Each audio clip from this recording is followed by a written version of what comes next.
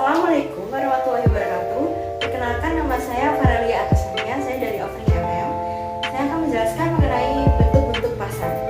Jadi bentuk-bentuk pasar itu ada 4. Yang pertama, pasar persaingan sempurna. Kedua, monopoli. Ketiga, persaingan monopolistik. Dan keempat, oligopoli.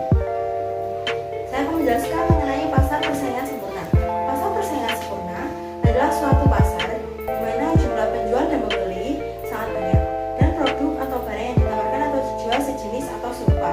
Penjual dan pembeli tidak dapat mempengaruhi harga, sehingga harga di pasar benar-benar merupakan hasil kesepakatan dan interaksi antara penawaran dan permintaan. Contoh pasar yang termasuk ke dalam pasar persaingan sempurna yaitu pasar modal, pasar uang, dan bursa efek. Selain itu, pasar persaingan sempurna juga memiliki ciri-ciri. Yang pertama, semua perusahaan memproduksi barang yang homogen. Yang kedua, produsen dan konsumen memiliki pengetahuan atau informasi yang sempurna. Ketiga, perusahaan menerima harga yang ditentukan pasar. Yang keempat, output sebuah perusahaan relatif lebih kecil dibanding output pasar. Kelima, semua perusahaan bebas keluar dan masuk pasar. Permintaan dalam pasar persaingan sempurna. Tingkat harga dalam pasar persaingan sempurna ditentukan oleh kekuatan permintaan dan penawaran. Konsekuensinya, kurva permintaan suatu perusahaan berbentuk garis lurus horizontal sejajar suku jumlah. Artinya, secara hipotetis, perusahaan bisa menjual dalam jumlah berapapun pada harga yang telah ditentukan pasar. Penerimaan perusahaan total atau total revenue perusahaan sama dengan jumlah output dikali harga jual. Karena harganya tetap, maka penerimaan rata-rata dan penerimaan marginal sama dengan harganya. Kurva penerimaan total berbentuk garis lurus dengan sudut kemiringan positif bergerak dari koordinat 0,0. Keseimbangan jangka pendek. Dua syarat keseimbangan jangka pendek. Yang pertama, perusahaan hanya berproduksi paling tidak bila biaya variabel sama dengan penerimaan total atau biaya variabel rata-rata sama dengan harga. Yang kedua, perusahaan memproduksi saat MR sama dengan MC akan memperoleh laba maksimum atau menderita kerugian minimal. Ada 3 kemungkinan. Yang pertama, perusahaan mengalami laba di atas normal atau laba normal, mendapatkan keuntungan normal atau lebih normal, yaitu jika harga yang mereka terima lebih besar dan sama dengan biaya rata-rata yang ditanggung. Perusahaan bisa melanjutkan usahanya. Yang kedua, perusahaan mengalami kerugian, yaitu jika harga yang mereka terima lebih rendah dari biaya rata-rata yang ditanggung, tetapi lebih tinggi dari biaya variabel rata-rata yang ditanggung. Dalam jangka pendek, perusahaan tersebut dibenarkan untuk melanjutkan usahanya. Yang ketiga, mengalami kerugian dan menghentikan usahanya, yaitu apabila harga yang diterima perusahaan sudah lebih rendah dari biaya variabel setiap unitnya, sehingga jumlah penerimaan jangankan untuk menutup seluruh biaya, bahkan untuk menutup biaya variabel pun tidak mencukupi. Dalam jangka pendek, perusahaan lebih baik menghentikan kegiatan usahanya. Kurva penawaran jangka pendek. Kurva penawaran dalam jangka pendek pada pasar persaingan sempurna adalah sepanjang kurva MC yang berada di atas AVC. Semakin tinggi harga, maka semakin banyak jumlah yang produsen bersedia tawarkan sesuai hukum penawaran. Kurva MC yang berada di bawah AVC tidak termasuk kurva penawaran, karena pada saat itu posisi perusahaan mengalami kerugian sekaligus harga jual di bawah biaya variabelnya. Kurva penawaran jangka panjang. Yang pertama, industri dengan biaya konstan. Terjadi jika masuknya perusahaan baru tidak menyebabkan naiknya harga input. Penambahan permintaan akan mengakibatkan industri menikmati laba super normal, sehingga mengundang perusahaan lain memasuki industri ini. Akibatnya, harga turun kembali ke posisi sebelumnya. Terjadinya perubahan, dan dalam jangka panjang kurva penawaran akan berbentuk horizontal. Yang kedua, industri dengan biaya meningkat atau increasing cost industry. Terjadi jika masuknya perusahaan baru membuat harga faktor produksi meningkat dan membuat struktur biaya dalam industri menjadi lebih tinggi. Peningkatan permintaan dan penawaran tidak mampu mengembalikan harga kembali ke posisi sebelum terjadinya perubahan, sehingga dalam jangka panjang kurva penawaran akan menuju kanan atas, artinya harga keseimbangan semakin tinggi. Yang ketiga,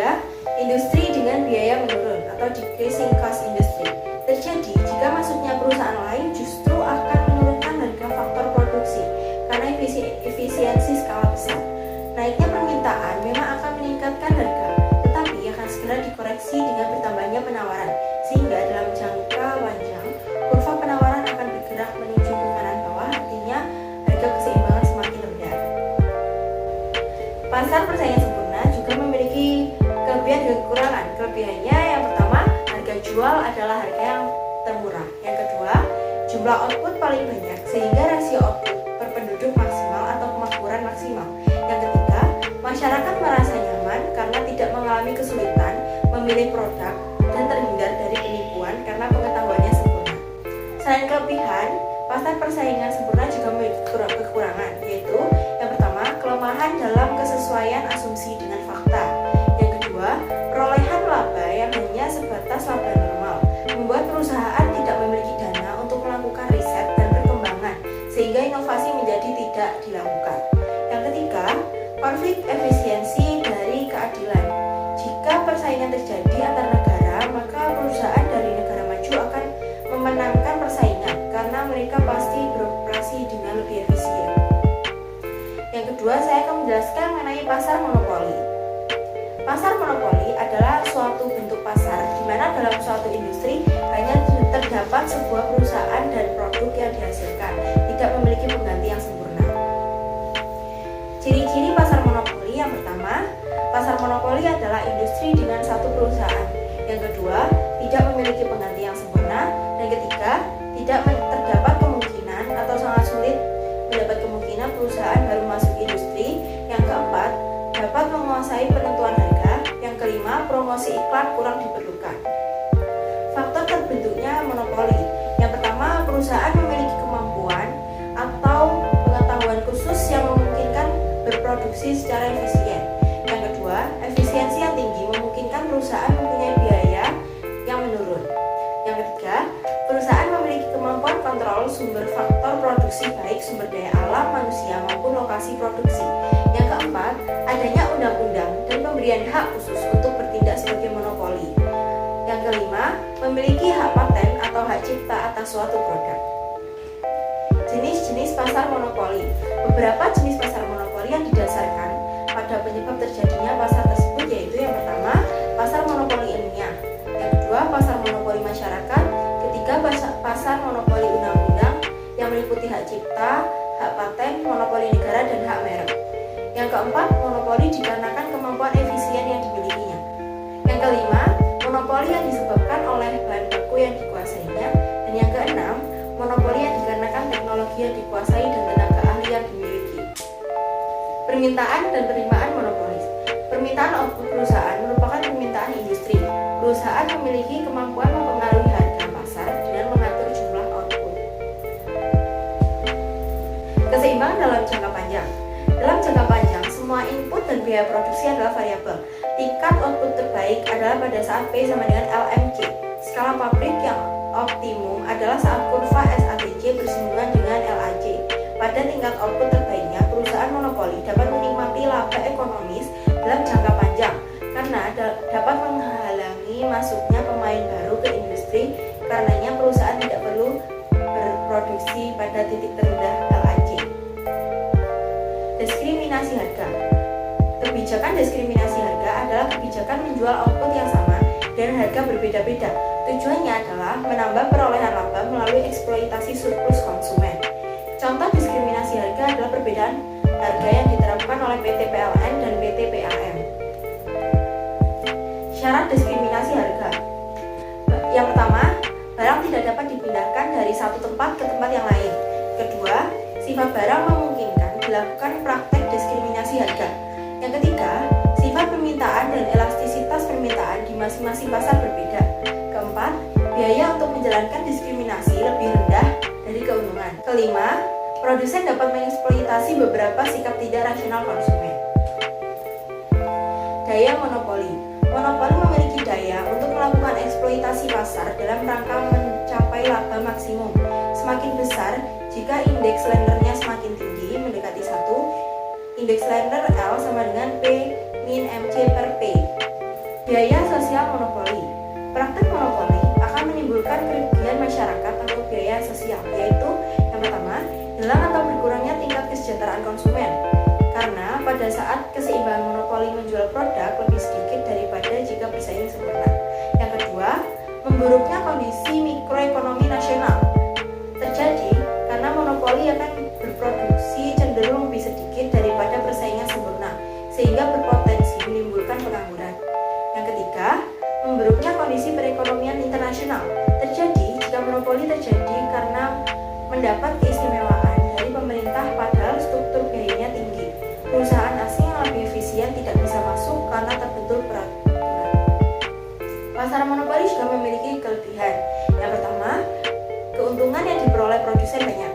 Yang kedua, inovasi dari produsen selalu muncul karena ingin menjaga kekuasaannya dalam pasar monopoli. Yang ketiga, terdapat banyak industri-industri yang berkembang pesat. Selain itu, pasar monopoli juga memiliki kelemahan. Yang pertama, keadilan kurang diperhatikan, hanya satu pihak yang diuntungkan. Yang kedua, sering terjadi pemborosan karena semua pihak ingin menguasai pasar.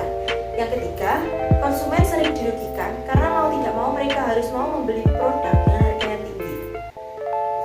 Saya akan menjelaskan mengenai persaingan monopolistik. Persaingan monopolistik merupakan pasar di mana terdapat banyak perusahaan yang menjual komoditi yang hampir serupa tetapi tidak sama, seperti berbeda corak, merek, pembungkus, cara membayar barang, ataupun bentuk jasa perusahaan. Contohnya seperti deterjen, ada merek Rinso, Attack, Surf, dan seperti itu. Pasar monopolistik memiliki beberapa ciri-ciri. Di antaranya, yang pertama, ada banyak penjual atau produsen di dalamnya. Yang kedua, terdapat diferensiasi produk. Yang ketiga, keberadaan produsen dapat mempengaruhi harga pasar. Yang keempat, produsen bisa keluar masuk pasar secara bebas. Yang kelima, aktivitas promosi diperlukan dalam penjualan. Yang keenam, produk yang diperjualbelikan bersifat heterogen. Dan yang ketujuh, terdapat persaingan ketat antar produsen atau penjual. Equilibrium jangka pendek. Kurva permintaan sangat elastis tetapi memiliki kemiringan negatif untuk produk dengan diferensiasi yang dijual. Kurva permintaan menurun demi sedikit, akibatnya kurva D tidak berhimpit dengan MR. Posisi keseimbangan bila MR sama dengan MC di titik E. Equilibrium perusahaan dalam jangka pendek dengan keuntungan lebih atau excess profit. Equilibrium jangka panjang. Karena bebas memperoleh keuntungan, maka dalam jangka panjang kurva permintaan D bersinggung dengan kurva average cost. Equilibrium dalam jangka panjang karena masuknya perusahaan baru. Yang pertama, kurva permintaan perusahaan menurun dari D ke D aksen sehingga bersinggungan dengan LAC. Yang kedua, keseimbangan terjadi pada titik E dalam kurung MR aksen sama dengan LMC. BEP in long run terjadi di titik A aksen, P sama dengan LAC sama dengan SAC. Kurva AC dan MC naik ke AC aksen dan MC aksen. Keuntungan maksimum dalam pasar monopolistik. Kurva permintaan lebih elastis daripada yang dihadapi monopoli. Jika perusahaan menaikkan harga, maka jumlah komoditas yang dijual menjadi sangat berkurang, dan bila perusahaan menurunkan harga, maka jumlah komoditas yang dijual bertambah lebih banyak.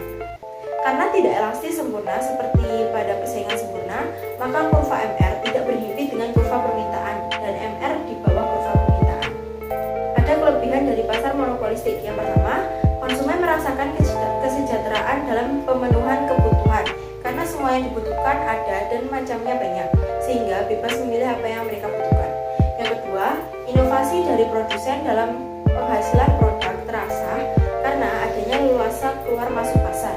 Yang ketiga, produsen akan mendapatkan keuntungan yang maksimal. Yang keempat, konsumen cenderung selektif dan loyal terhadap suatu produk yang disebabkan karena adanya diferensiasi produk.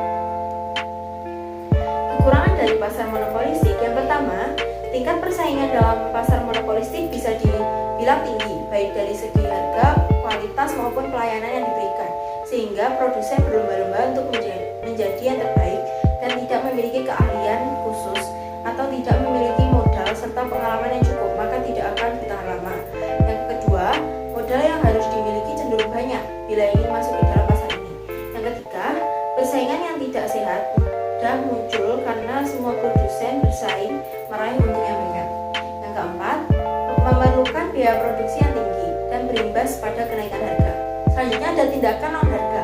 Persaingan bukan harga adalah usaha-usaha di luar perubahan harga yang dilakukan oleh perusahaan untuk menarik lebih banyak pembeli atas barang yang dihasilkan. Tindakan non harga dapat dibedakan menjadi dua jenis. Yang pertama, diferensiasi produk, yaitu menciptakan produk yang berbeda coraknya dengan perusahaan lain. Yang kedua, melalui iklan dan bentuk promosi yang lainnya. Pengaturan pasar persaingan monopolistik. Dalam persaingan monopolistik, pengaturan khusus jarang dilakukan dengan alasan yang pertama, kekuatan monopolinya kecil sehingga efek menghilangkan kesejahteraan konsumen relatif relatif kecil. Yang kedua, kelebihan kapasitas produk relatif kecil karena permintaan pada umumnya lebih elastis. Yang ketiga, kurang efisiennya perusahaan dikompensasi dengan produk yang lebih beragam, meningkatkan kualitas dan kebebasan konsumen memilih produk. Dan yang terakhir, saya akan menjelaskan mengenai pasar oligopoli. Pasar oligopoli adalah pasar yang di dalamnya terdapat beberapa penjual terhadap satu komoditi, sehingga tindakan satu penjual akan mempengaruhi tindakan penjual lainnya. Jika produknya homogen, disebut oligopoli murni atau pure oligopoli. Jika produknya berbeda corak, disebut oligopoli beda corak atau oligopoli. Dalam pasar oligopoli, setiap perusahaan memposisikan dirinya sebagai bagian yang terkait dengan pasar, di mana keuntungan yang mereka dapatkan tergantung dari tindak tanduk pesaing mereka, sehingga semua usaha promosi, iklan, pengenalan produk baru, perubahan harga, dan sebagainya dilakukan dengan tujuan untuk menjauhkan konsumen dari pesaing mereka. Ciri-ciri dan karakteristik pasar oligopoli. Yang pertama, hanya sedikit perusahaan dalam industri. Yang kedua, produk homogen atau terdiferensial. Yang ketiga, pengambilan keputusan yang saling mempengaruhi. Yang keempat, kompetisi non-harga. Perusahaan di oligopoli lazimnya saling bersaing bukan dalam harga, tetapi lebih pada persaingan dalam kampanye komoditi yang mereka jual melalui iklan, promosi, atau melalui diferensiasi jenis barang yang mereka jual. Faktor penyebab terbentuknya oligopoli. Yang pertama, efisiensi skala besar. Hanya perusahaan yang berskala besar yang dapat mencapai efisiensi, sehingga dalam industri hanya terdapat sejumlah kecil perusahaan. Yang kedua, kompleksitas manajemen. Keunggulan perusahaan bukan hanya menetapkan harga dan output, tetapi juga ketepatan memprediksi relasi pesaing, dan inilah yang membuat manajemen disebut semakin kompleks. Equilibrium jangka panjang. Dalam jangka panjang, perusahaan oligopolis akan meninggalkan pasar kecuali kalau dia dapat memperoleh keuntungan atau setidaknya BEP dengan memproduksi skala operasi yang terbaik untuk memproduksi tingkat output jangka panjang terbaik yang diperkirakan. Yang kedua, jika diperoleh keuntungan, maka perusahaan lain akan berusaha masuk ke dalam pasar tersebut, kecuali jalan masuk tertutup atau setidaknya dibatasi. Industri atau pasar oligopoli ini mungkin tidak akan bersifat oligopolis lagi dalam jangka panjang. Model oligopoli. Begitu kompleksnya situasi dalam pasar oligopoli, sehingga para ekonom mengembangkan berbagai model untuk menganalisis perilaku oligopolis. Yang pertama, model Comfort. Yang kedua, model Edwards. Yang ketiga, model Chamberlain. Yang keempat, model kurva permintaan yang patah.